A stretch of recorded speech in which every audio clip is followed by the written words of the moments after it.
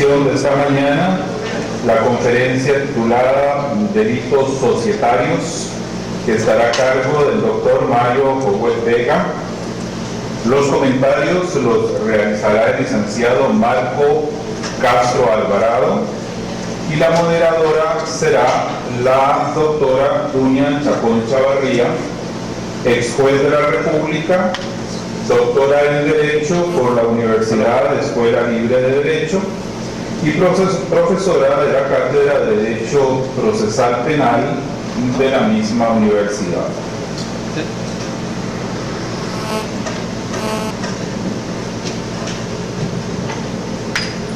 Muchas gracias.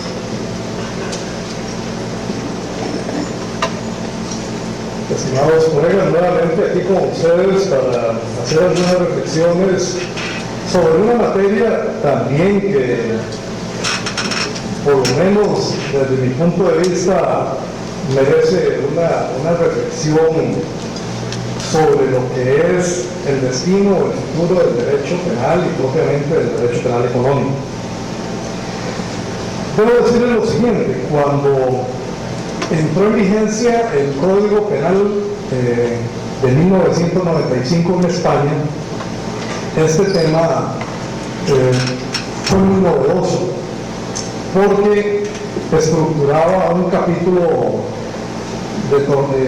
establecido expresamente y llamado expresamente sobre los delitos societarios. Y ustedes verán a partir de los artículos 290 a 297 unas regulaciones que, si bien es cierto, ya venía discutiéndose en el ámbito de lo que es el derecho mercantil, en el ámbito del derecho societario civil y en el área, ¿por qué no penal? Pues es la primera vez que aparecen, por lo menos en la legislación española, como tales, como delitos societarios en el capítulo 13, dedicados dentro del título que son los delitos contra el patrimonio y contra el orden socioeconómico. De previo a esto quiero decirles que hice una ponencia que posteriormente les será entregada a ustedes sobre esta charla que voy a dar, y entiendo que va a salir publicada. Yo pensé que ya la tenían todos, pero se me dice que no, que esto va a ser un trabajo posterior. De todas formas, yo la hice llegar a la Escuela Libre para que vean la toma de posición que hago yo sobre lo que es el delito societario y cómo lo analizo. Pues bien, decía entonces que en este capítulo 13 de los delitos societarios, artículo 90 y siguiente, se estructuran al menos 4 o 5 tipos penales interesantes, pero con bienes jurídicos muy difusos y con alguna secuencia un tanto irregular. Dicho sea con todo respeto para los legisladores españoles que lo introdujeron, repito, por vez primera como una novedad en el Código Penal de 1995. Se trata, les voy a dar una definición que el profesor González Usaca ha hecho de esto. Se trata de un grupo de delitos que hasta entonces no era conocido, por lo menos de esa forma, en la legislación punitiva española, cuyo ámbito de aplicación es el de las sociedades y están orientados a la protección de intereses, no solo patrimoniales, de las sociedades y de los socios. El análisis de estos delitos societarios hay que hacerlo también en el ámbito, decíamos, del derecho penal económico. Y el derecho penal económico ha tenido, claro, un gran repunte en Europa, en América Latina parcialmente, y en nuestros países, por lo menos en Centroamérica, muy poco. Pero como bien decía el doctor Carlos Chinchilla al inicio, pues el futuro del derecho penal económico está también definitivamente amalgamado con lo que es, habría que plantearlo de esa manera, la teoría del delito y las demás teorías que se derivan dentro de la ciencia del derecho penal: teoría de la sanción, teoría de la culpabilidad, y por qué no hasta la teoría de la acción. Entonces que hoy día ya la discusión, como ustedes bien saben, entre los causalistas y los finalistas se dio por finalizada. Hoy día solo se habla de la conducta que genera hechos irregulares o ilícitos, que tiene un componente de voluntad y además se conjugan con los otros elementos dentro de lo que es la teoría del delito, con la tipicidad, con la antijuridicidad y el elemento culpabilidad, que bien decía mi estimado colega y amigo, que hoy día también se discute no solo como reprochabilidad, sino que se lleva a un estrato todavía superior de responsabilidad, y en palabras del doctor Basigalupo, como individualidad. Sin embargo, yo creo que ya es llevarlo también un poco al extremo, complicando un poco lo que es la visión de lo que ha sido para nosotros la culpabilidad, para superar solamente el punto de vista psicológico que en otros estratos hemos tenido ya superados sobre lo que era el elemento de la teoría del delito y del delito como tal. Pues podríamos decir, y suele afirmarse también por la doctrina penal española, que se trata, en el caso de los delitos societarios, de una aproximación, y yo diría más bien de una incursión un tanto irregular del derecho penal en el mundo de las sociedades mercantiles, lo que desde luego no se está realizando exento de problemas y obstáculos, ya que no solamente las transformaciones de índole mercantil o del derecho empresarial y mercantil se está dando en los últimos tiempos, sino también enfrentándonos al problema de cómo debemos ver, o si no debemos ver, el problema de los bienes jurídicos.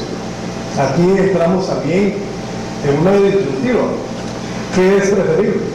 ¿Tutelar bienes jurídicos, aún en la forma defectuosa que se hace en nuestros tipos penales, o preferir solo la fidelidad de la norma, que era la propuesta extrema que alude el profesor Gunther Jacobs?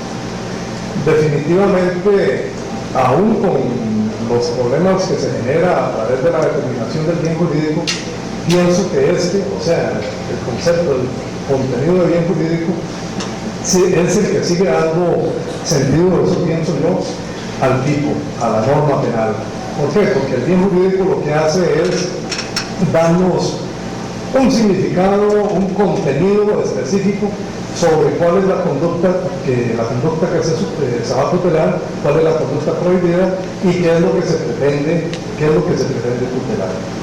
Es cierto, y en esto repito todas las críticas que se han hecho a la teoría del bien jurídico, no solo por mi estimado amigo el doctor Chichilla, sino por la doctrina bastante confusa que hay al respecto, en el sentido de que se ha perdido inclusive de los fines político-criminales o las determinaciones de política criminal, qué es el verdadero sentido de un bien jurídico, y más aún, qué es un bien jurídico. Porque si es un bien jurídico es un mero valor o cualquier cosa, pues tenemos nosotros que bienes jurídicos pueden ser inventados y pretender encubrir las normas primitivas a través de un pseudo llamado o determinado bien jurídico, pues conductas que inclusive no deberían estar ni en el Código Penal. O peor aún, confundir los bienes jurídicos, que muchas veces es lo que ocurre con nuestros tipos penales. Incluso con la pluralidad de ellos, o bienes jurídicos difusos, incluso bienes jurídicos colectivos, y se hablan de muchas cosas que difícilmente podamos nosotros establecer como tales.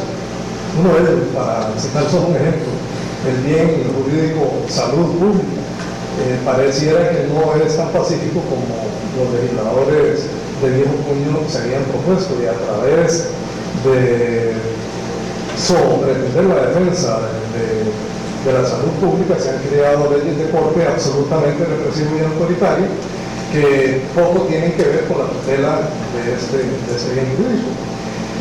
Si no, lamentablemente, yo les traigo el ejemplo de la ley de psicotrópicos, también con todo respeto dicho para los creadores de esta ley y sus reformas. Como ustedes pueden observar ahí, se hablaba ahora y anteriormente también sobre el problema que puede significar el tipo de peligro abstracto. Bueno, esta ley de psicotrópicas está plagada de tipos penales de peligro abstracto, algunos de ellos tan sin sustancia, sin contenido, que se pierde la naturaleza o la finalidad de un bien jurídico que se llama, o se debería llamar, o se debería aplicar, que es la salud pública. Pero bueno, de esto habrá también que hablar en otra oportunidad. Siguiendo adelante y en las consideraciones generales, yo anteriormente decía, ¿cuáles son los fines que debemos nosotros reencontrar dentro del derecho penal? Si estamos nosotros haciendo una labor expansiva del derecho penal, o si estamos globalizándonos a tal punto que lo que pretendemos es que el derecho penal regule todas las esferas de las irregularidades individuales y sociales de nuestras vidas, pues estamos cayendo en lo mismo que estamos criticando, es decir, un poco más de lo mismo, cayendo en un derecho penal simbólico o significativamente asignándole tareas al derecho penal que no debería tener. Y en esto, pues, pienso yo que una de las cosas más importantes que debemos tener como estudiosos del derecho penal es sentarnos y reflexionar exactamente sobre cuáles son los límites, cuáles son las metas, los fines o propósitos que queremos de un derecho penal eficiente. ¿Sí? Podemos querer un derecho penal eficiente y no eficientista, es decir, que dé la impresión de serlo y no tenga ningún viso de ser eficiente. De hecho, todos ustedes, que me imagino por alguna u otra razón habrá tenido alguna cercanía o acercamiento con los problemas del derecho penal, ya sea por cuestiones de orden profesional, de estudio, o por haber sufrido algún tipo de delito en su contra o haber sido acusadores, se pueden dar cuenta o se han dado cuenta de lo que ocurre en el proceso penal con la aplicación de la ley penal sustantiva. Muchas veces se le da mayor contenido al aspecto procesal o al procesalismo que al derecho de fondo. Y el derecho de fondo queda por ahí olvidado, rezagado. Incluso, debo decirles, cuando nosotros teníamos que resolver cuestiones en la sala, el 80-90% eran cuestiones de orden procesal. Yo no sé si hoy día sigue siendo la misma proyección, pero lamentablemente esto demuestra que le damos más sentido, más importancia a la forma que al contenido, que al fondo. Y a través de la desvirtuación de los contenidos de la forma, llegamos a la no aplicación del derecho sustantivo, y el derecho sustantivo queda por ahí olvidado, no evoluciona. Tenemos un código penal sumamente arcaico, plagado de reformistas, algunas de ellas con muy buenas intenciones, pero muy mal instauradas, y a la hora de la verdad, en la parte general no coincide con la parte especial, y qué teoría del delito vamos a aplicar a las leyes penales especiales, si es la misma que se trasluce, por ejemplo, del derecho penal, del Código Penal en su parte general. Y sinceramente uno encuentra graves obstáculos y confusiones a la hora incluso de enseñar el derecho penal en parte general y en parte especial. Pues bien, ¿qué es lo que ocurre entonces con los fines del derecho penal? ¿Hacia dónde va el derecho penal? Hay una obra que yo siempre se la recomiendo a los estudiantes del posgrado en la Escuela Libre, porque es muy interesante y ojalá puedan ustedes conseguirla y verla. Es del profesor Gonzalo Quintero Olivares, se llama ¿A dónde va el derecho penal? Reflexiones sobre las leyes penales y los penalistas españoles. Es una obrita que me encontré un día por ahí. No voy a decir la librería porque no estoy haciendo propaganda a nadie. Y a la hora de la verdad, uno ve la gran importancia que tiene la visión que hace un profesor, un académico español, un juicio crítico de sus mismos colegas doctrinistas españoles, y una visión, digamos así, un tanto pesimista de lo que está ocurriendo en España, pero que es aplicable no solo a España, los problemas que él desarrolla ahí, no solo para España, sino para Europa y, ¿por qué no?, también para América Latina. Habla él, por ejemplo, de la expansión del derecho penal, que es una obra muy interesante de Silva Sánchez, que ustedes han leído profusamente sobre lo que es la expansión y la globalización del derecho penal, ha hecho incurrir al derecho penal y a las codificaciones y a la legislación penal en una desvirtuación, por así decirlo, de sus fines y de sus metas, y a la hora de las verdades recayendo en un derecho penal simbólico, un derecho penal completamente ilusorio, que no se aplica ni para generar o castigar la impunidad, ni tiene mayor relevancia en los problemas que efectivamente quería solucionar. En una aproximación crítica al problema de los delitos societarios, el profesor Francisco Muñoz Conde, también un ilustre y destacado profesor español, procura explicar por qué ha intervenido el derecho penal en la regulación de las situaciones que se trata de enfrentar mediante los delitos societarios. Advierte en relación con los delitos contra el orden socioeconómico, dentro de los cuales se comprende, como decíamos, los que aquí interesa, que la noción de orden socioeconómico contenida en la legislación penal española vista, sin embargo, de ser un concepto perfilado y dotado de firmes contornos en el panorama doctrinal contemporáneo. Este profesor español, siguiendo también las ideas de otro destacado penalista que se llama, ya les doy el nombre, José Manuel Ríos Corbacho, profesor de Derecho Penal del Centro Universitario de Algeciras, coinciden en que los problemas de las sociedades mercantiles difícilmente pueden tener solución a través de la sanción en estos delitos societarios como se han perfilado en la actual legislación española. Yo les diría que el caso que se plantea en estos delitos, y lamentablemente, como les digo, me confié pensando que iban a tener ustedes el documento en sus manos para la hora en que yo hacía el análisis de los delitos societarios, no es en PowerPoint la clasificación de los delitos, pero se los digo muy rápidamente.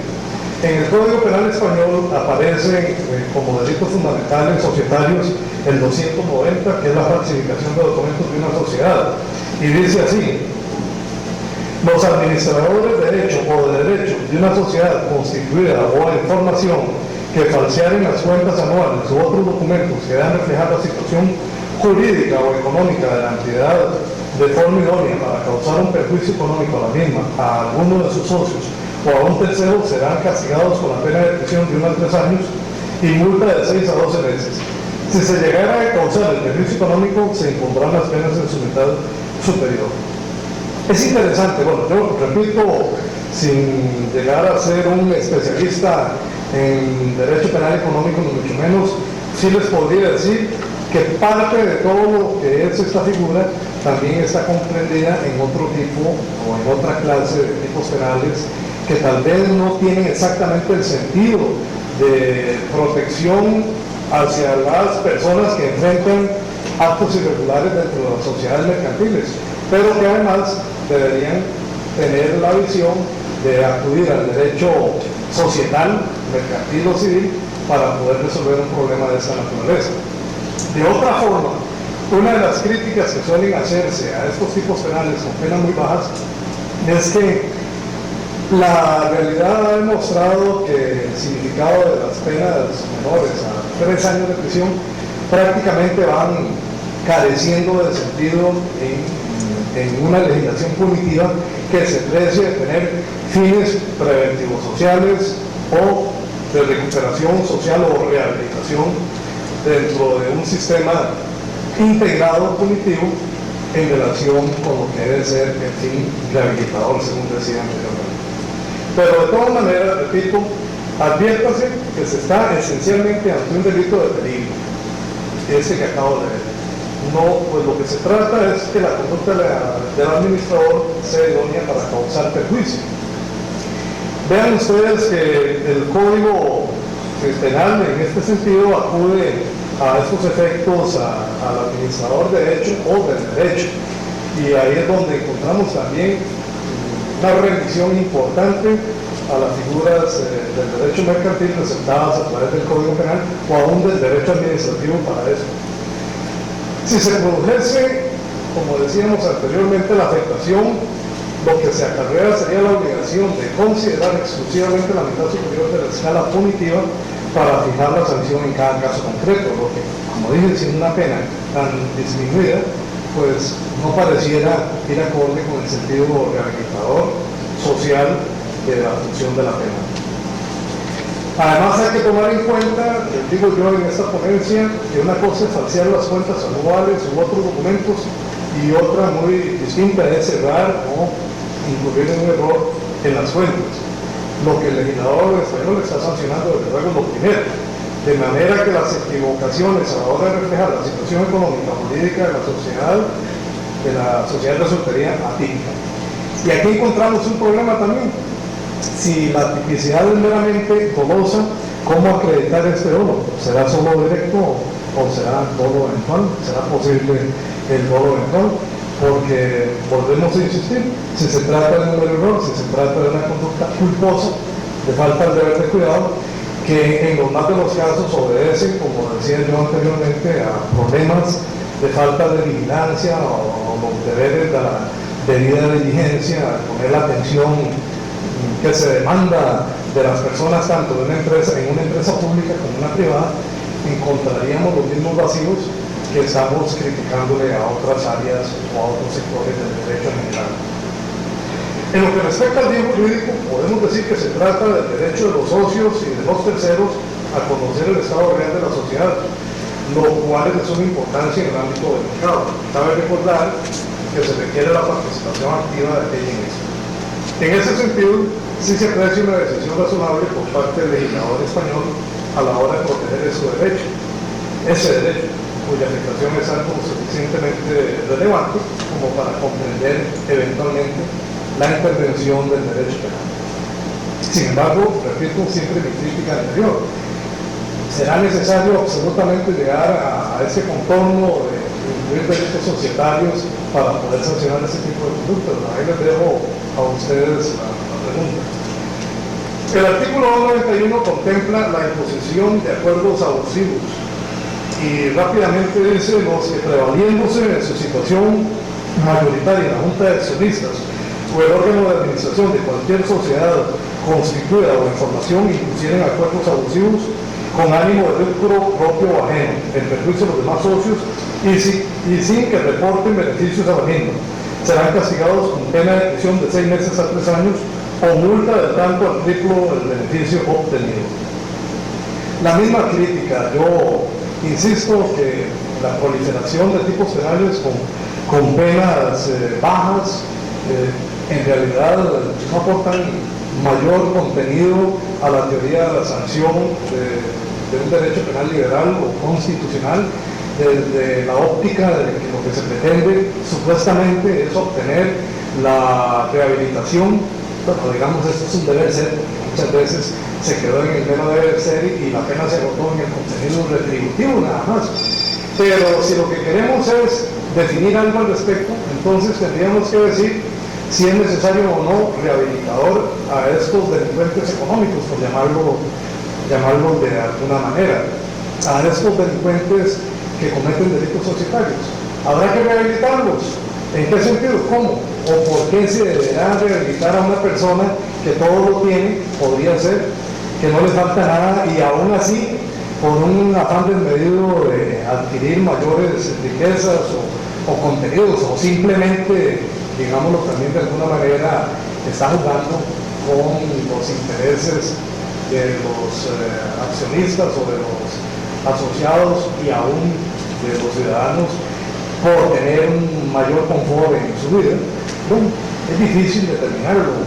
Las teorías criminológicas al respecto han sido muy contradictorias.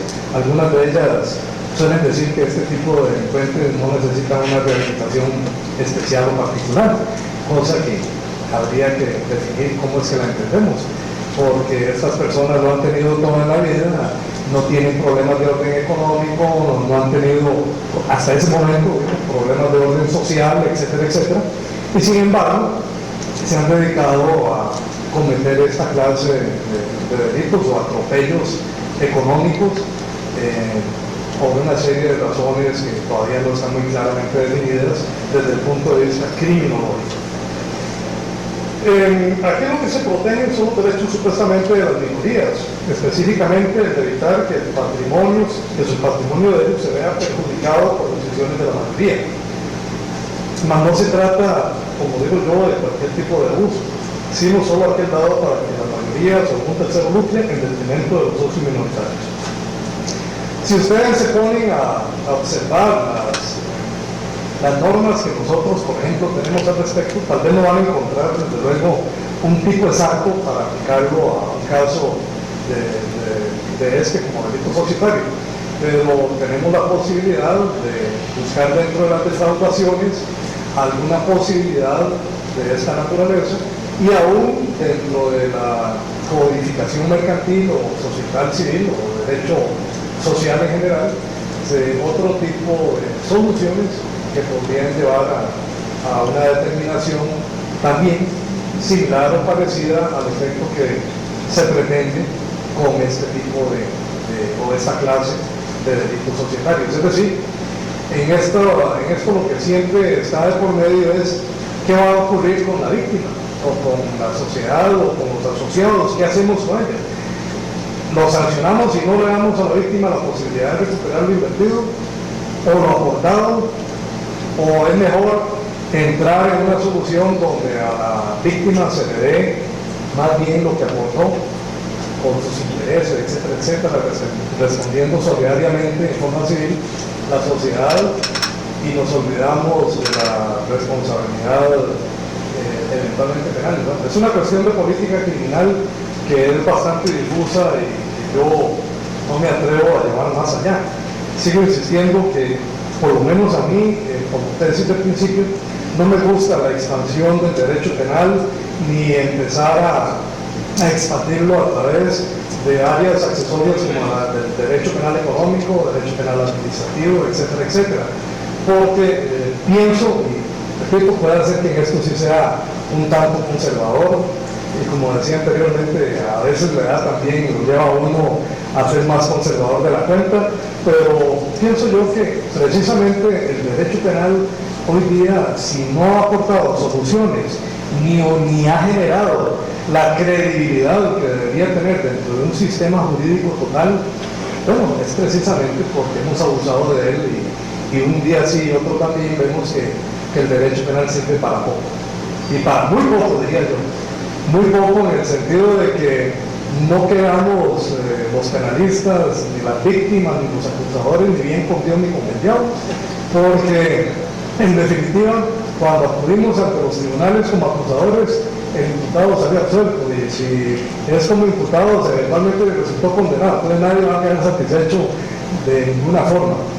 Incluso en casos gravísimos como los que estamos viviendo en este país, que también se han generado en otras latitudes, uno de los problemas más inquietantes, y creo que aquí lo planteaba, es de orden procesal o de naturaleza procesal. ¿Cómo es posible que en un caso dure 2, 3, 4 o 5 años resolviéndose en un proceso disque acusatorio que tiene características inquisitoriales todavía, y con una visión un tanto, digámoslo así, un tanto de retroceso sobre lo que son los fines del proceso penal?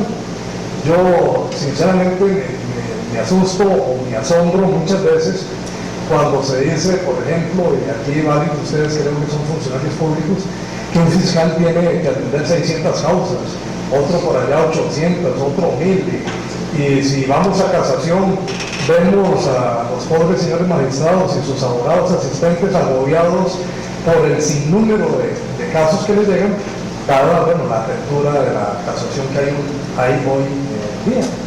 Pero si estos procesos penales de gran envergadura que hoy día se están conociendo, por ejemplo, no llegan a nada, pero de otra forma, digámoslo así, resulta que hay absolutorias o se quedaron a medio camino por otra institución. Alguien me está boicoteando. ¿Se imaginan ustedes las responsabilidades del Estado costarricense ante los eventuales acusados? Bueno, yo de solo pensarlo me sobrecojo y sufro, porque no es posible que, por la naturaleza misma del proceso penal y la aplicación del derecho sustantivo, entremos en una fase de procesos penales que están otra vez recurriendo a los mismos factores del proceso que teníamos con el Código Penal de 1975 y que se decía que era mixto y que para su época era excelente y que funcionaba, etcétera, etcétera. Y a la hora de la verdad es que se dijo que se eliminó la instrucción formal o jurisdiccional. Entonces, ¿qué pasó? O el Ministerio Público no tiene los recursos suficientes, o el derecho procesal que tenemos nosotros no responde ya a la óptica que tenemos dentro de lo que es la visión de un proceso penal moderno. Pero algo tiene que ocurrir, algo está pasando. No es posible que los procesos penales estén demorándose en forma totalmente, yo no diría que arbitraria, pero sí un poquito apabullante para la credibilidad del sistema. Yo en eso escuché también participar al doctor Chinchilla en un panel de televisión, y él tenía una visión interesante sobre lo que está pasando, sobre estos problemas de retardo y las características del proceso penal. Pues ojalá que puedan sobrevenir reformas para hacer más ágil el proceso penal, o ver qué hacer con la estructura del ente acusador o de otra índole, pero los procesos penales no pueden darse el lujo de tener esos atrasos gravísimos como los que están ocurriendo hoy en día. Hay un tercer artículo que se llama obstaculización del ejercicio de derechos sociales, en el artículo 293, que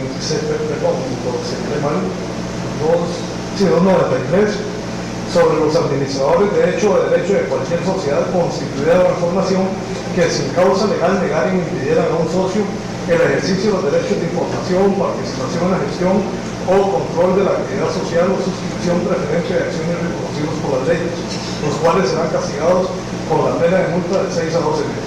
Y lo mismo ocurre con el 294 y el 295, que tienen en sus tipos penales la obstaculización de la actuación de órganos inspectores o supervisores, así como la administración desleal o fraudulenta en el artículo 295, que nosotros sí tenemos en nuestro Código Penal.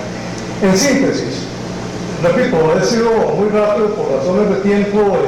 Yo creo que el documento lo van a tener ustedes en sus manos. Yo nos hice llegar mi ponencia un poco crítica sobre lo que son los delitos societarios a la Escuela Libre de Derecho, para que sean entregados a cada uno de ustedes posteriormente, o si eventualmente es publicado, pues que ustedes me hicieran el honor de leerlo y poder entender más que todo la filosofía de la instauración de estos tipos penales y el por qué me parece a mí que ha sido también un tanto extrema la forma en que se ha llevado a cabo.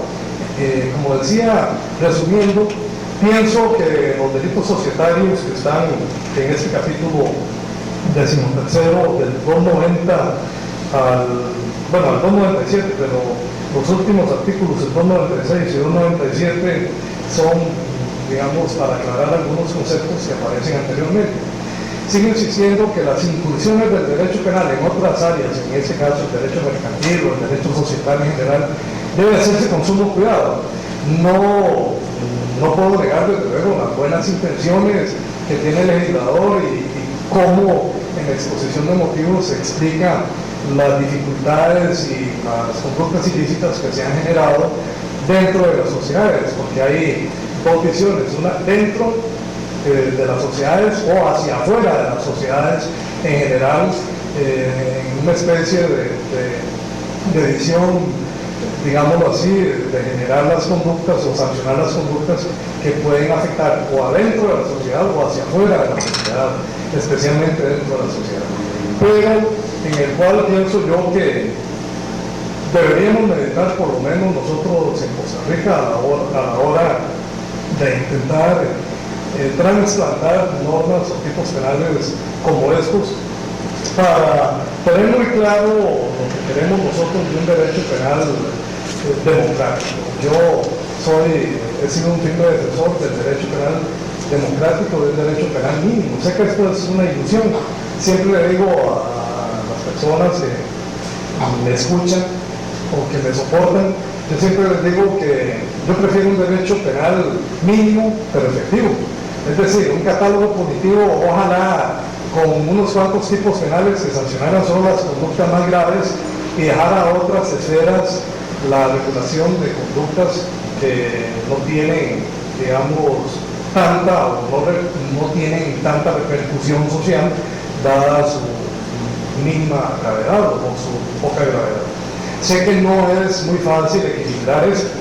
De hecho, incluso cuando se habla de penas alternativas, se ha encontrado una gran dificultad a todo nivel, doctrinaria, académica, legislativa, porque no se cree que las penas alternativas sean efectivas o eficientes y se sigue diciendo que es una alcahuetería, que genera impunidad, etcétera, etcétera.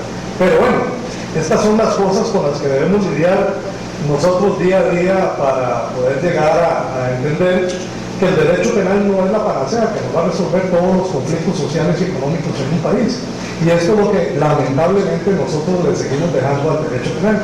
Todo lo que no nos guste al derecho penal, sancionemos, inventamos ahí una norma penal para ver a quién se la aplicamos y muchas veces con muy poca técnica. Y esto es parte de lo que decíamos antes, afecta la credibilidad del sistema.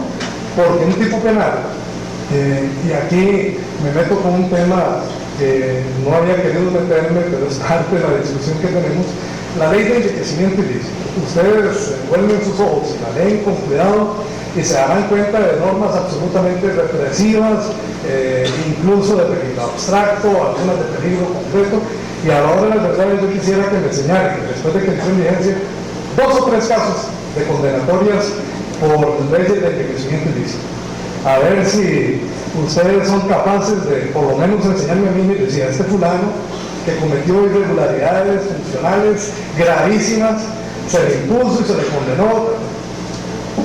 Yo quisiera verlos ustedes en ese trabajo, a ver si haciendo una labor de exorcización de los procesos penales al respecto encuentran. Yo no la he encontrado. Pero si ustedes me dicen también que la ley de enriquecimiento ilícito varió el pensamiento de los corruptos, yo siempre les digo que no, que eso es un problema que no se puede borrar de la noche a la mañana. Y a esto recientemente le traigo aquí las revelaciones que hizo el ministro de Educación con las plazas fantasmas, que las personas reciben dineros por ni siquiera ir a lecciones, otros pensiones fantasmas, etcétera, etcétera. ¿Qué ha pasado con eso? ¿O qué va a pasar? Digámoslo también. ¿O ha sido una conducta de años atrás y nadie estableció ningún parámetro para decir hasta aquí? No se vuelven a dar ese tipo de situaciones. Bueno, son cosas que, como les digo, yo no las vamos a resolver con leyes. Pueden venir 1, 2, 3, 4 leyes anticorrupción, pueden venir, etcétera, etcétera, leyes contra lo que sea, penales, y yo creo que los problemas de fondo no los hemos tocado. ¿Cuáles son esos problemas de fondo? Los problemas educativos, sociales, culturales, etcétera, etcétera. La ética, y aquí conversaba con mis queridos compañeros del posgrado de la Escuela Libre sobre los problemas éticos. La ética no es una materia que se debe enseñar, no debería ser una materia que se debe enseñar a nadie, porque los principios éticos se aprenden desde la familia, la escuela, la sociedad en general, el colegio, pero si ahí no hay parámetros que seguir, no hay, digámoslo así, contenidos para seguir nosotros una orientación ética en nuestros proyectos de vida o en nuestras vidas, en nuestras conductas, y se nos siguen vendiendo los estereotipos que el hombre exitoso es el hombre que fuma Marlboro, que tiene mucho dinero, que usa Mercedes-Benz, etcétera, etcétera, o la mujer igual, que es la que usa los vestidos de Chanel o de Christian Dior, que esos son los estereotipos que nos vienen siempre de nosotros. Bueno, si es ese, digamos, la imagen, el estereotipo que tenemos nosotros del éxito, estamos muy mal, y si esa es la imagen que se le vende al estudiante de Derecho del éxito de su profesión, que el abogado exitoso es el que tiene una gran oficina, secretaria, carro, 3 celulares o más. Bueno, ya no hay nada que hablar porque se ha perdido el norte de lo que debe ser el ejercicio de nuestra profesión. Y así lo digo con relación a todas las profesiones. Lo digo en el caso de los abogados porque entiendo que ya vamos llegando a 18.000, no sé si don Marco me da que verdad. Bueno, imagínate. Caramba, se imaginan ustedes, 18.000 abogados en una sociedad tan pequeña como la nuestra. Bueno, yo que soy de 1278, me siento como de la época antediluviana, ¿verdad? Porque ya llega casi a 18. Uno dice, bueno, entonces, ¿qué estará pasando con ese sinnúmero de abogados que se están graduando? ¿Habrá mercado suficiente? ¿O habrá que crear tipos penales también para los abogados nuevos que no están ejerciendo correctamente sus profesiones? Ahí les dejo entonces estas reflexiones, estos pensamientos. Muchas gracias por haberme atendido, muy amables.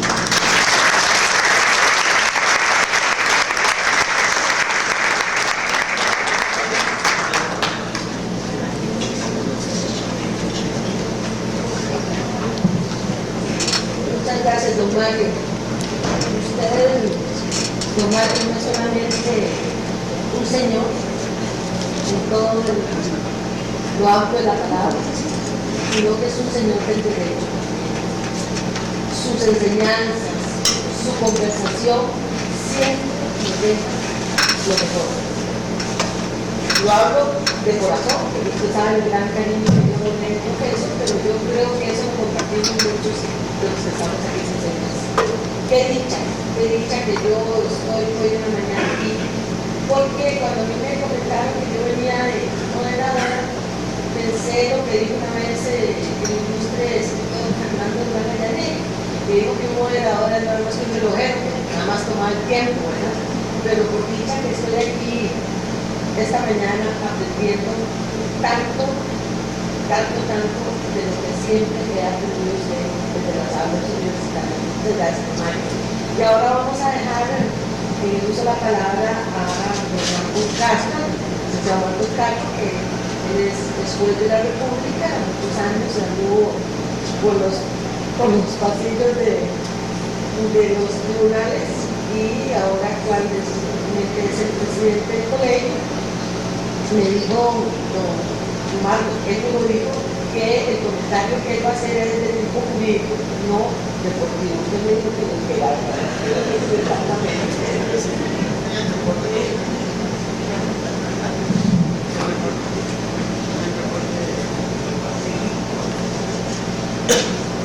Buenos días, Mario. Estudiantes, colegas, público general. En realidad comentar la conferencia con la don Mario, con la anterior de doctor Chichilla, siempre resulta halagador, porque con el profesor siempre se aprende algo y sus temas siempre son claros, específicos y muy críticos. Voy a empezar por el final, la ley de enriquecimiento ilícito, para contarles y reafirmar lo absurdo del derecho penal. Yo aquí estoy cometiendo un delito. Yo soy jubilado del Poder Judicial, con un salario, y tengo una enorme remuneración del Colegio de Abogados de 3 colones mensuales. 3 colones. Eso está en la ley. Y si aplicamos la necesidad de la ley del enriquecimiento ilícito, estoy cometiendo un delito. Claro que no lo compro por dicha, ¿verdad? Si no, debe ser efectivo. Pero es cierto que tratando de abarcar lo más posible con el derecho penal, hemos llegado a complicar las normas. Hemos pasado de lo más simple a lo más complejo. En su disertación, el profesor Robert fue muy claro que el tipo penal especial que se ha creado en delitos societarios está contemplado en muchos otros tipos que ya manejamos. Sin embargo, al crear esta figura nueva nos obliga a estudiar cosas más complejas para la aplicación de la teoría del delito, de la teoría de la culpabilidad, Y una de ellas, por ejemplo, es la participación en estos delitos que ha mencionado el profesor. Empezamos con problemas de definición, ¿qué son sociedades? ¿Cuáles son los personeros de las sociedades que son sancionables? El Código Penal Español hace una enumeración taxativa, refiriéndose más o menos a sociedades mercantiles, que son las que cobija este código. Eso deja por fuera otra serie de asociaciones que no tienen ánimo de lucro, como las asociaciones deportivas, donde sus personeros pueden incurrir en delitos, quedarían impunes. ¿Qué formas de sociedades son castigables? Entonces, empezamos con problemas de definición de qué es una sociedad. Los españoles la remitieron a aquellas que tienen participación en el mercado. Me parece que es muy corto la enunciación. El problema es la participación. ¿Quiénes cometen el delito? ¿Cómo cometen el delito? ¿Cuándo cometen el delito? Este tipo de sociedades, cuando, por ejemplo, les voy a dejar solo algunos de los cuestionamientos que me he hecho en este momento en toda la disertación. Los acuerdos por unanimidad. Todos los socios responden por ese acuerdo, pero los acuerdos por simple mayoría, ¿quiénes responden? El que no vota, el que se abstiene, ¿qué responsabilidad tiene? O el que no vota a sabiendas de que con su voto participa en el delito, comisión por omisión. En fin, que llevar a especialidad de delitos, como en este caso el delito económico, lleva a que tengan que practicarlos en una serie de aspectos novedosos que no manejamos como otras tipos penales que las contemplaban también, y que nos llevan a la complicación de la sentencia. Y entonces aquí es donde la crítica se hace más fuerte. Yo me preocupo mucho cuando leo una sentencia penal y el imputado se queda oyendo el razonamiento y no entiende absolutamente nada. En realidad el que primero que tenía que entender por qué lo condenan es el acusado. Sin embargo, son sentencias de alto vuelo que dicen un montón de cosas de culpabilidad, de participación, y que el mismo abogado defensor, que no tiene tal vez la preparación de que toda la sentencia tampoco la entiende. Lejos de simplificar el derecho penal, estamos complicándolo y estamos haciendo sentencias que nadie entiende. Y realmente el derecho está para que lo entiendan que se sanciona, para que no sepa por qué le pegaron una pena tan alta. Y para seguir con la crítica, en este caso de la sociedad, me parece que aquí hay mano negra. Eso suena raro. ¿Por qué? Porque los tipos penales que nos acaban de ser leídos, las penas son mínimas. Y realmente las sociedades mercantiles están manejando el mundo. Luego de ser una democracia, son una oligarquía. Que en tipos penales, como una estafa donde pudo haber ocurrido estas conductas, con penas muy altas, la reducen a penas mínimas para los personeros. Sí, el derecho penal tenemos que verlo con mucho cuidado. Realmente comentar la sentencia Madrid con esa crítica al derecho penal, que por dicha no se están corrigiendo todos los defectos que él ha señalado, porque nos quedaríamos sin trabajo. Pero precisamente esa complejidad, esa tardanza en la resolución de los juicios hace que tengamos trabajo los jueces, los defensores, los fiscales, las cárceles. Cuando se proponía la reforma del Código Procesal, hice una crítica que no fue muy bien vista por la Corte, en el sentido de que todos estábamos interinos, 90% de los jueces penales interinos. Y yo me preguntaba por qué, y es que era muy sencillo. La reforma del Código Penal, con todas las medidas alternativas, con todos los arreglos, abreviados y todo, podría reducir la necesidad de juicio en un 90%. O sea, que se pretendía que llegara un 7% de resultados de juicio, como sucede en Estados Unidos. Pero no, nosotros somos más complicados y más complejos que eso, y se nos embargó la cancha. Después teníamos un enorme problema de acumulación de juicios, un enorme problema de nombramiento de jueces en propiedad. De eso lo que hace, sinceramente, hablando un poquito de corrupción, es que el juez interino sea menos valeroso, o sea, sea más temeroso a la hora de emitir sus resoluciones, porque puede perder el juez. Y aquí estamos, otra vez para atrás, otra vez planeando qué hacemos con un procesal que está colapsado. Me metí en temas como Mario, el profesor Mario obliga a hablar de esto aún, de los problemas que tenemos, y pareciera que no hay tampoco con mucha voluntad para resolverlo. Eso les permite a los ideólogos del derecho seguir trabajando en temas más complicados, más complejos, lo que nos permite estar en seminarios como estos. Muchas gracias.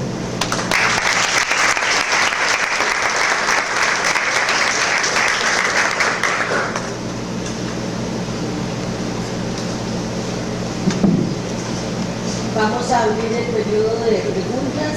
Tenemos 30 minutos para eso.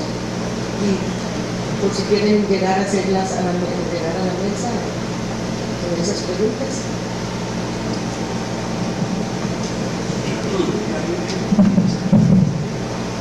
Aquí hay una pregunta muy interesante que formula uno de los estimados colegas. Dice: me gustaría que hiciera referencia a los efectos colaterales de la penalización de conductas en estos ámbitos. Por ejemplo, en el caso de la regulación contra la corrupción en la administración pública, el estrabamiento del aparato estatal, así como el desprestigio institucional, sobre todo el Poder Judicial, una vez que se ponga en manifiesto en la sociedad el efecto únicamente simbólico de estas normas de extensión excesiva del derecho penal. Es una pregunta compleja que me trae a la reflexión lo que decía anteriormente.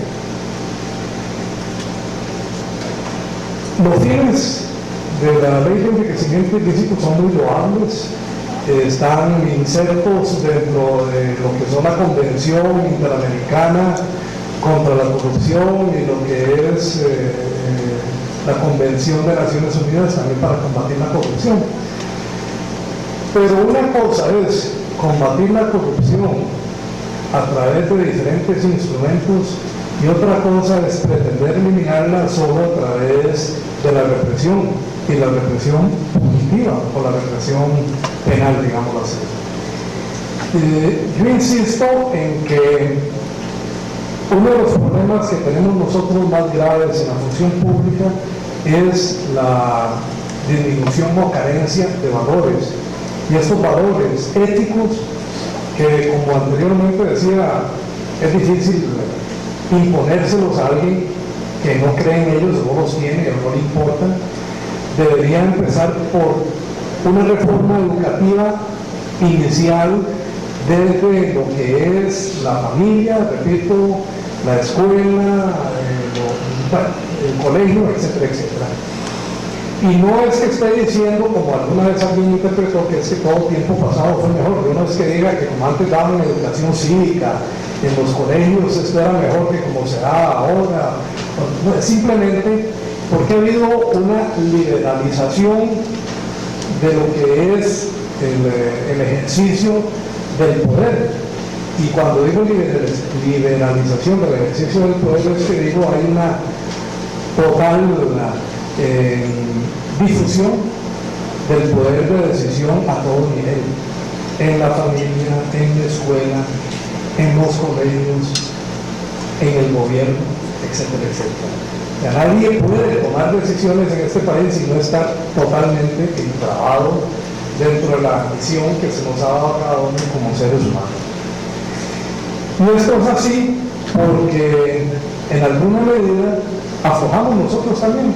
Aflojaron los controles sociales, aflojaron las enseñanzas, el proceso enseñanza-aprendizaje también aflojó. Y yo no sé qué ha pasado, pero yo les puedo decir que en 20, 30 años uno efectivamente sí encuentra gravísimos problemas que no teníamos antes. Las conductas, por ejemplo, de hechos de sangre, esta Marco, que no me deja mentir, hace 30 años o tal vez un poquito menos, cuando nosotros empezábamos, era todo un suceso cuando acaecían, una vez a la semana o quizá una vez al mes, y había toda una conmoción general porque ocurrió un homicidio. Ahora la noticia del día es que no haya ocurrido un homicidio en el día, o 2, o 3, o 4. Más bien, cuando no ocurre un homicidio está uno preocupado. ¿Qué pasó más bien? De hecho, al revés.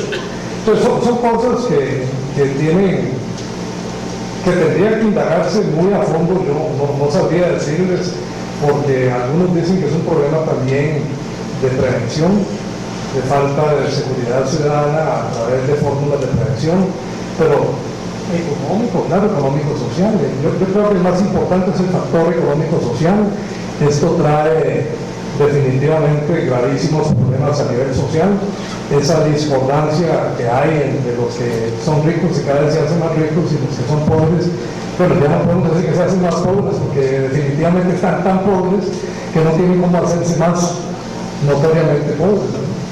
Y es un sector de la población que va creciendo y los anillos de miseria van creciendo y lamentablemente nuestra sociedad no procura solucionar ese problema. Pero de todas formas podemos llegar a coincidir con lo que muchos autores dicen. Sí, es un problema preventivo y educacional, de falta de fuentes de trabajo, de falta de apoyo del Estado a las personas que no tienen oportunidades sociales de educación y una serie de factores que garanticen que va a haber un mejor control, pero un control efectivo, no un control de mentirillas, como decimos nosotros, en la ley de corrupción, con el montón de sanciones y que se le exige a los funcionarios hacer declaraciones año con año, y nosotros sabemos que es absolutamente difícil para los órganos controladores hacer un ejercicio de esa naturaleza. ¿Quién va a ponerse a ver declaración por declaración, una por una, a ver si coincide todo lo que él dice con lo que realmente tiene o existe? O si todo lo tiene a través de sociedades, o si todo está a nombre de su esposa o de sus hijos. Pues son cosas que estamos viendo imposibles a las instituciones controladoras e incluso al Poder Judicial. Yo creo que es cierto que el Poder Judicial está afectado en su credibilidad, pero también se le exige al Poder Judicial más de lo que se puede hacer. Yo, como decía, nosotros que fuimos jueces por muchos años, sabemos las angustias que padecemos en nuestros tribunales, en nuestros trabajos, a veces por falta de instrumentos también, y otras veces porque hay muchos problemas de orden formal. Se nos vendió, por ejemplo, un código, se nos vendió en el sentido no literal, ¿no? Se nos vendió la imagen de un código procesal penal que equilibraba al imputado con la víctima y que se rescataba los derechos de la víctima, y eso es una mentira. Con todo respeto para los queridos compañeros que siempre dicen que, bueno, de doña Dunia, que es un trabajo interesantísimo a nivel de doctorado sobre los intereses de la víctima. ¿Cuál equilibrio de intereses entre la víctima y el imputado? Si todos sabemos que el imputado está aquí y la víctima debajo del suelo, y que prácticamente las audiencitas que se le dan son simplemente para decir sí o no, y no pasó nada. Y no pasó nada, el Estado no apoya a la víctima.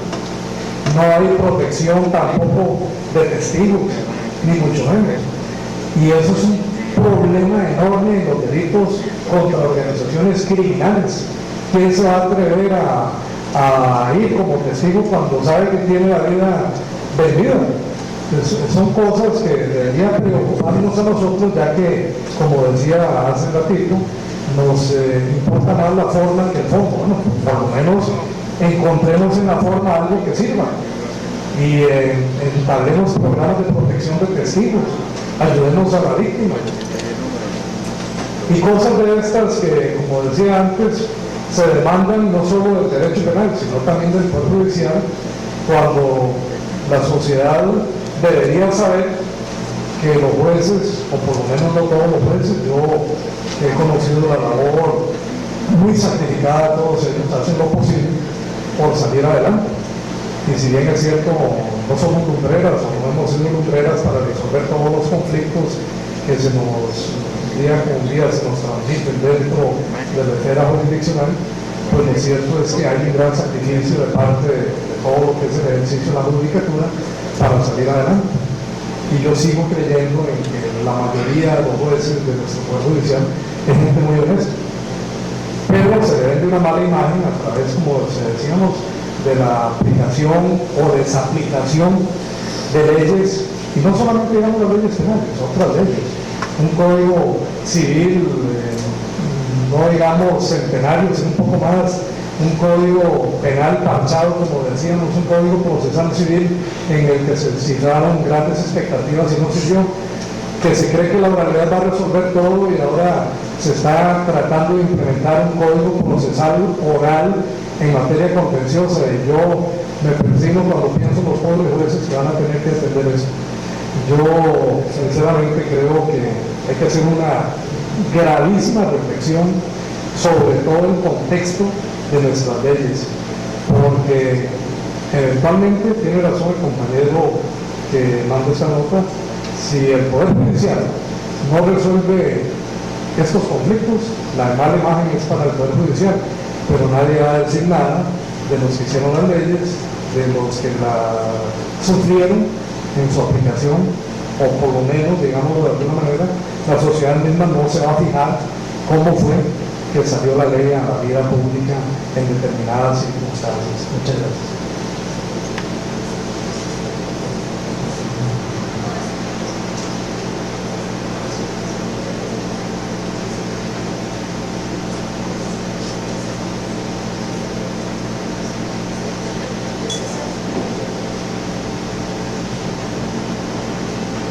Me hace una pregunta, dice, como juez recientemente retirado, ¿cuál es su opinión acerca de las delincuencias que cometen los personeros o representantes de instituciones autónomas estatales en cuanto a su relación que existe con delitos societarios? Pues aparte de la responsabilidad civil solidaria del Estado, ¿qué considera que se puede aplicar? Bueno, para nadie es un secreto de que se cometen muchos delitos de parte de funcionarios estatales, amparados en creación de sociedades ficticias sin patrimonio, que participan en concursos también arreglados, porque así lo impone la ley de la contabilidad, por ejemplo, sobre todo los que hacen carreteras, que se ponen de acuerdo para concursar y va bañado desde el principio. Lo que pasa es que esto es muy difícil de probar, el hecho penal es prueba. Una vez que se logre probar, yo creo que, bueno, no solo la sanción penal para el empleado público que comete el delito que se le atribuye, sino también para los personeros de la sociedad que han participado. En cuanto a sanciones, procedería con mucho cuidado también ver lo que es la liquidación de la sociedad, como una pena. Pero digo con mucho cuidado porque dependiendo de la sociedad, que puede ser una verdadera, bien constituida, con mucho fundamento, que tenga mucho auge en el mercado nacional, podemos causar un daño mucho mayor en el ámbito económico en que se desenvuelve. Entonces, aparte de la responsabilidad solidaria del Estado, si se prueba la culpa en la culpa en vigilante, etcétera, etcétera, se podrían aplicar sanciones a la sociedad como tal. Acá hablamos sí ya de responsabilidad puramente civil y no penal, porque matar a una sociedad no puede acusar de homicidio según la tesis de